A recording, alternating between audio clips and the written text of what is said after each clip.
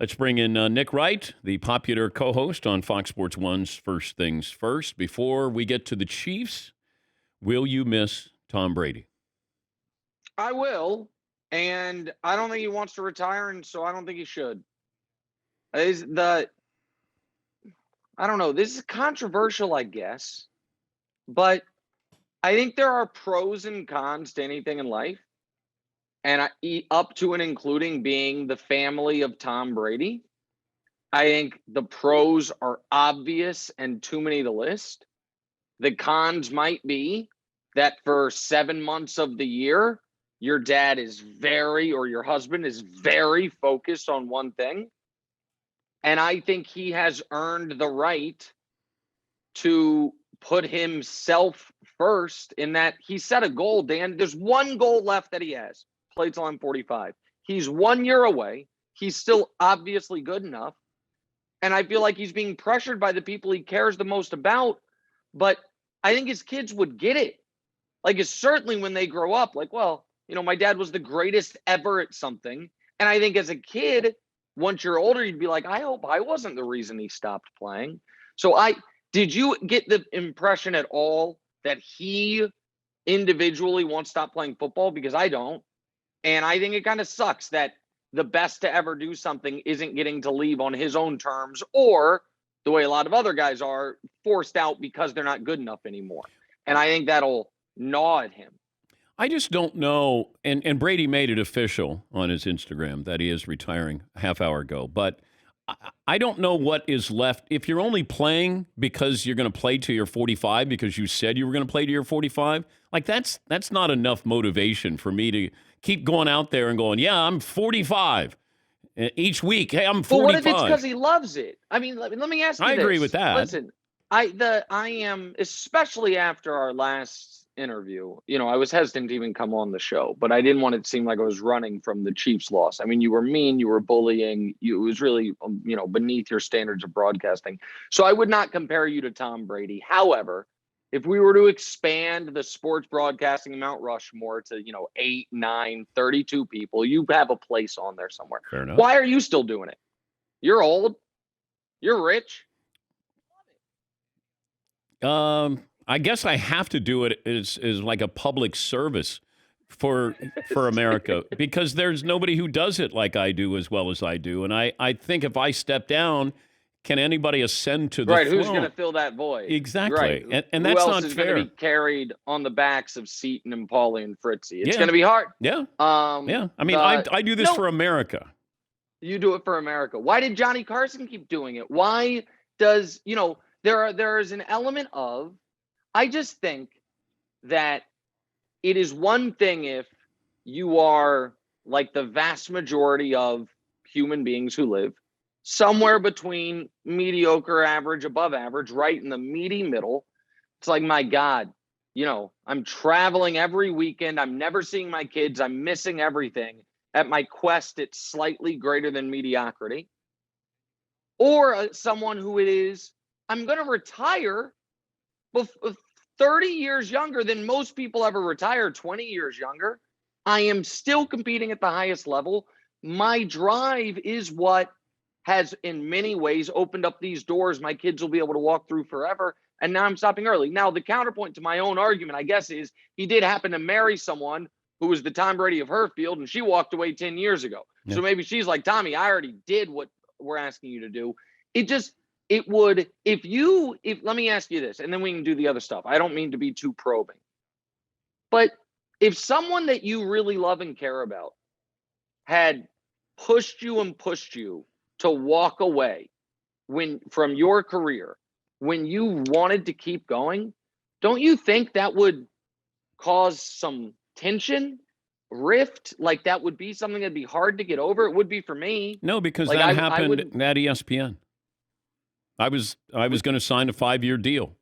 And that morning, my wife said, the kids are going to be out of the house when this deal is done. She did me a favor because. But you didn't retire, did you? No, but I came home.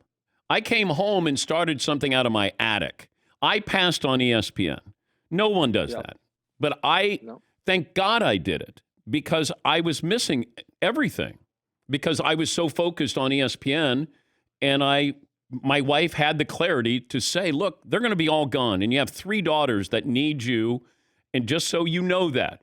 But she didn't say, don't sign the contract. I did that on my own, where I said, they said, take it or leave it. I said, I'm going to leave it. And then I called her and I said, I'm coming home.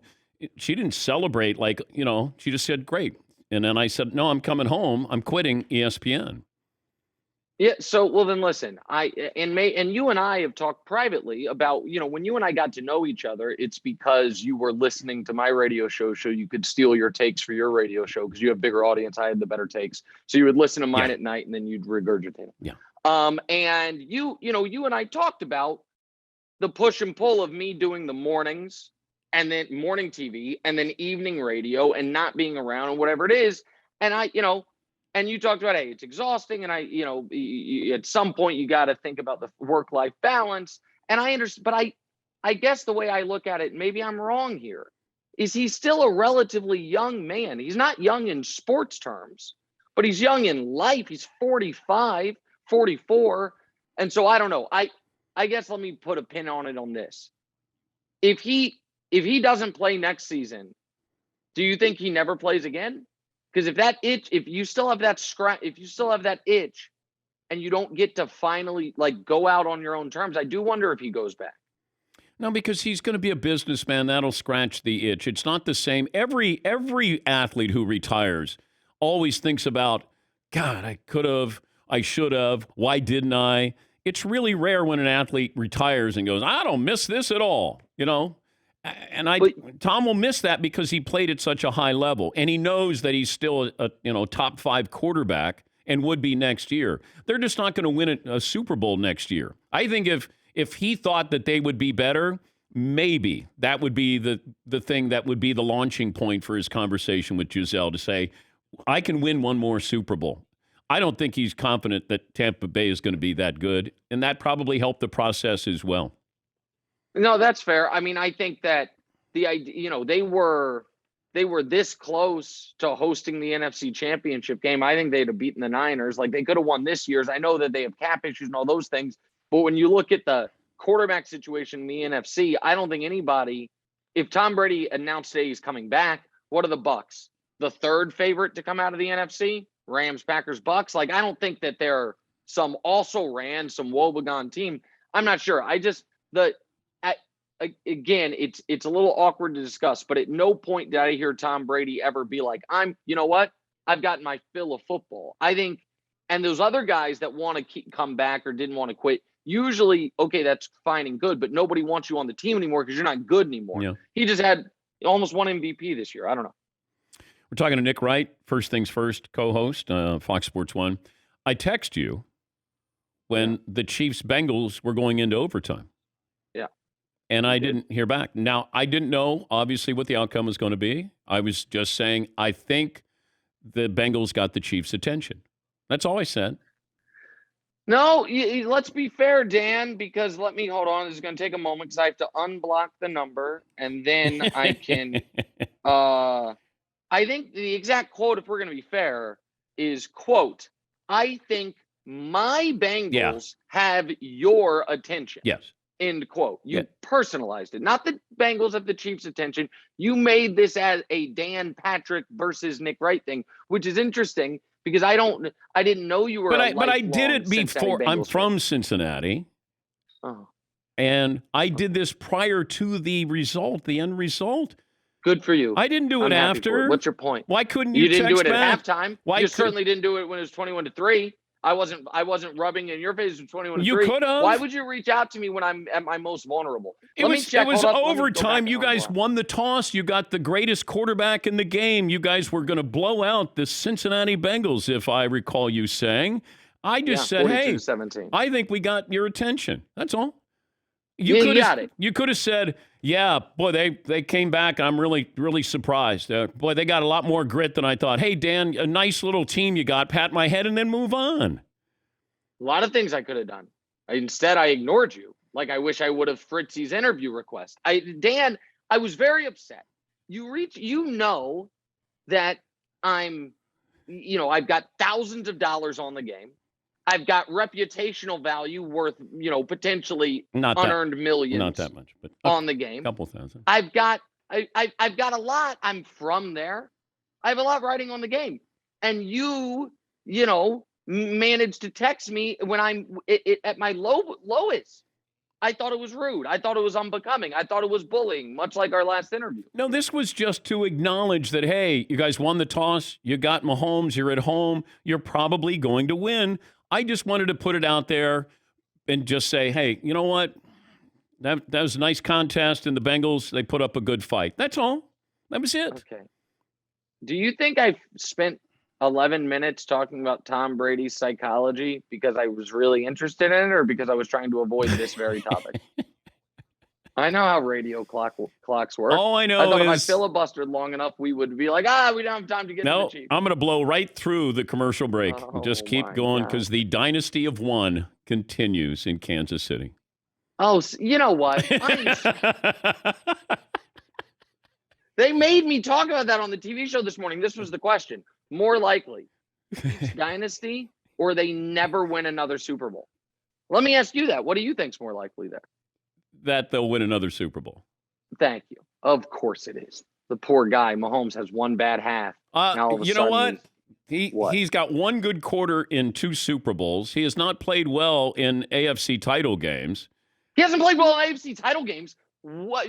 Bite your tongue, sire. I'm sorry. The 14-point comeback against the Patriots that wasn't playing well. Look at his numbers. He doesn't have numbers. 3 touchdowns, no picks. Hold on. I actually have the numbers without looking at them. How did he do the final 2 quarters against the Bengals at home? You said no. I said one bad half. You then said he hasn't looked good in AFC title games. So let's actually go to the facts, something once upon a time you used to do, but evidently you're allergic to now. First AFC title game ever against Bill Belichick. 14-point second-half comeback, takes the lead in the fourth quarter, and then ties the game up with less than 30 seconds remaining when getting the ball back with 39 seconds. The next AFC championship game, down 17-7 to the Titans, comes roaring back once again. 3 touchdowns, no interceptions. How does he get down all these times? How does he get down? I don't know. The next AFC, I'll tell you how he got down. The next one, next AFC championship game, before he touches the ball, down 9-0, thanks to a muffed punt. The Bills getting the ball. A 38-6 run. Once again, multiple touchdowns, no interceptions. Then he played poorly for a half. And how did he play in the Super Bowl? How did he play in the Super Bowl? His 2 Super Bowls. So let's talk about him. First one, the second greatest comeback in Super Bowl history. Seems good. I don't know. I don't know. He had one. He made one play. It was a broken coverage on Tyreek Hill.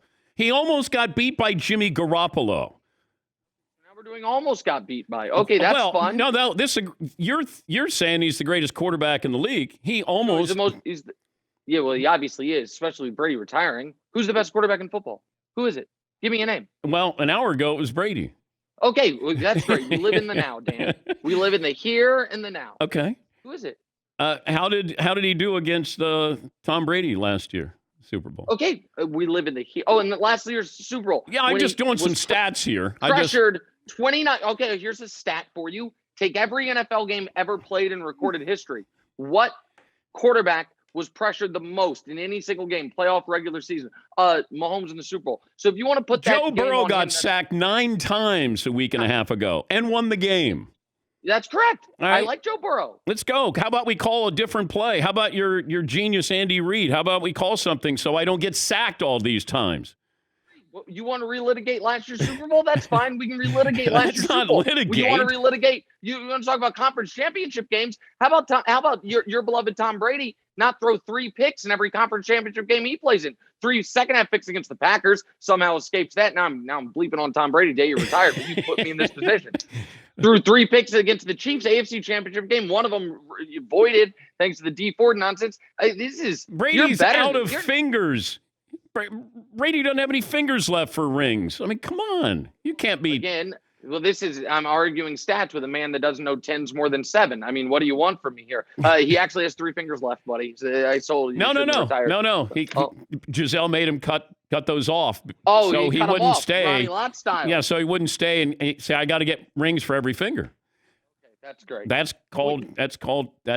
an insider. I want the audience to know something, okay? God. I want the audience to know. What? Compensated $0 for these appearances. It is in direct conflict with very popular programming on my own network, so I probably shouldn't even be doing them. You won't. I've invited you to basketball games. I I've will go you. to a game with you. You know what? I No, would rather go. I don't want your pity. Look. I will be seen with you. I will go out and let people see, and they'll go, "Oh, Dan Patrick's son. Man, he doesn't look anything like him." You know what? That's another thing. You made fun of my voice last week. The other day, not that long ago, when we were watching as a family Netflix, and one of your stupid cameos came on some stupid movie. Hey, now you're going to get me mad. You can call me a bad host, bad take, bad journalist, but I'm a freaking good actor. Well, not only good actor, because here's the problem. When you came on there, I said, that's the guy I go on with. You know what my wife said? Hot. My mother of my children, love of my life, one who saved my life. He's handsome for an older fella. Look at that. Is a journalist. She's a journalist. She's objective. I love that. Objective. I love that. That's great. I didn't love it. You know what I said? All site. Are you going to L.A.? CGI. No, I'm not going to L.A. Oh, darn it. Why? You were going to be there? I am going to be there, yeah. But You're going to invite me to meet the crew? Yes, I would have you join us on set. Oh, okay. Where's your set right now? I'm just curious. Connecticut. Where am I right now? You're probably in Brooklyn. I'm in Manhattan. Okay. Again, you're always taking little shots at me. Well, there's a little borough snobbery there. No. You invited me to a Nets game in Brooklyn. Yeah. I thought maybe you lived in Brooklyn. No. That's fine. No, it's because they were in the playoffs. That's neither here nor there. You look like you live in Brooklyn. See, again. No, that's a hipster. That's a hipster. That's a hipster. Oh, yeah, I'm a hipster. That's a thing. No, but so here's the thing, Dan. I love this. Dan and I work and live within, 45 minutes of each other. Never see each other. What are you doing Friday night? I'm going to California. What are you doing Friday night? Yeah. Hanging out with you, evidently. Do you want to go to dinner Friday night? I do. Okay. Is that with you, or are you just going to give me you make a reservation in my name? Maybe be like, hey, you and your wife should go. I was going to take my daughter out, but I didn't know if you would like to go to dinner in the city. I'm not trying to third wheel it with you and your daughter. Okay. But you're such a bad guy. You give a whole heartfelt, my wife told me I'm going to miss the kids. And then you end it with, okay, I guess if I was already going to be in the city with my daughter. You and I will hang out another time, Dan. It's not meant to be. It's not meant to be, and I'm not going to beg. Thanks for coming up. Again, why do I do this? No, every time I regret it. This is great for you. Your profile, come on. I'm going to start paying you in crypto, okay? How's that? Okay. Yeah, that's fine. Hey, Solana has dipped, man. Now's the time. Okay. Buy it. Yeah. Solana, $97 a coin. See you, buddy. Hi. Thank you, Nick. Bye. That's Nick Wright. First things first, co-host, Fox Sports 1. I'd love to go to dinner with him, but I got to spend time with the kids. That's what it's all about. All about the kids.